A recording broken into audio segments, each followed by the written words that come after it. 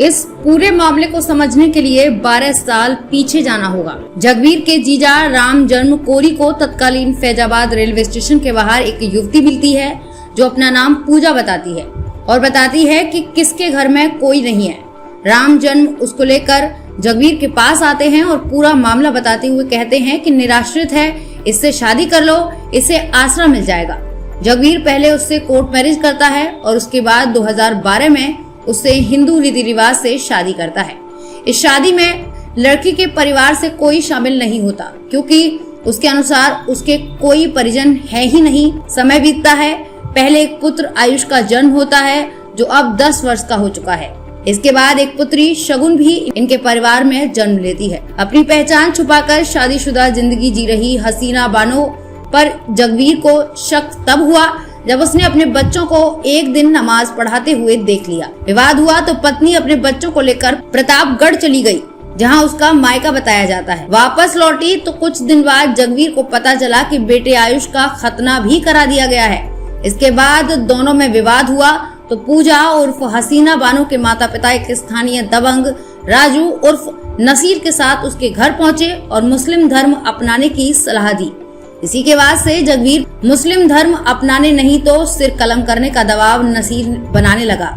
इस बारे में लगातार शिकायत के बाद अयोध्या कोतवाली में 18 सितंबर को राजू उर्फ नसीर के खिलाफ धमकी देकर जबरन धर्म परिवर्तन का मुकदमा दर्ज कर लिया गया। इसी के बाद मुठभेड़ के बाद नसीर को पुलिस की गोली लगी और उसे गिरफ्तार कर जेल भेज दिया गया।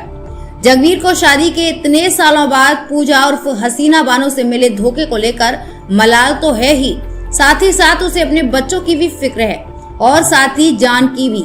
इसलिए वो पुलिस अफसरों को लेकर संत महंतों तक के चक्कर लगा रहा है।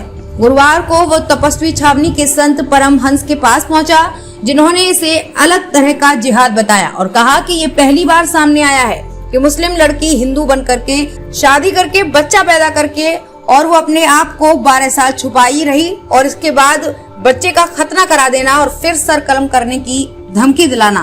जनपद अयोध्या में कोतवाली अयोध्या से वांछित चल रहे अभियुक्त निसार उर्फ राजू जिसके ऊपर 10,000 का इनाम भी था, वह कैंट और अयोध्या पुलिस की संयुक्त प्रयास से गिरफ्तार हुआ। अपने आप को घिरता देख अभियुक्त ने पुलिस टीम पर फायरिंग कर दी, जिसके जवाब में पुलिस ने आत्मरक्षार्थ गोली चलाई, जिससे अभियुक्त के दाहिने पैर में गोली लगी। उसे इलाज के लिए जिला अस्पताल में भर्ती कराया गया है और आगे की कार्रवाई की जा रही है। यह जो अभियुक्त था इसके विरुद्ध थाना कैंट और कोतवाली अयोध्या में कई मुकदमे दर्ज थे, जिसमें ज़बरदस्ती जान से मारने की धमकी देकर धर्म परिवर्तन कराने का भी मामला शामिल था। हमारे रिश्तेदार जीजा को मिली फैजाबाद स्टेशन पे, तब वो कह रही थी हमारा नाम पूजा है, हमारी कहीं शादी करा दो। और फिर शादी हो गई, सब कुछ ठीक ठाक चल रहा था।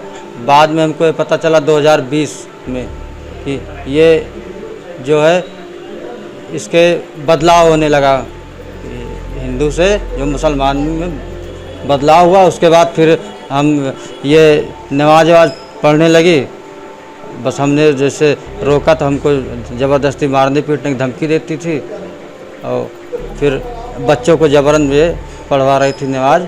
उसके बाद जो है हमारा जो है सर सामान सब जो है यहाँ से उठा के लेके चली गई। खतना भी करा दिया? हाँ, खतना भी करवाया, ये बच्चों के 2021 में खतना भी करवा दिया। तो हमने बहुत इस पर विरोध किया और हम अपनी जैसे छुपाए रखे थे ये चीज़ कि पूजा नहीं तो क्या नाम था उसका? इसका नाम हसीना बानो था। इसके मार्कशीट मिली हमारे यहाँ तो हमको पता चला कि ये हसीना बानो मुस्लिम है जो है।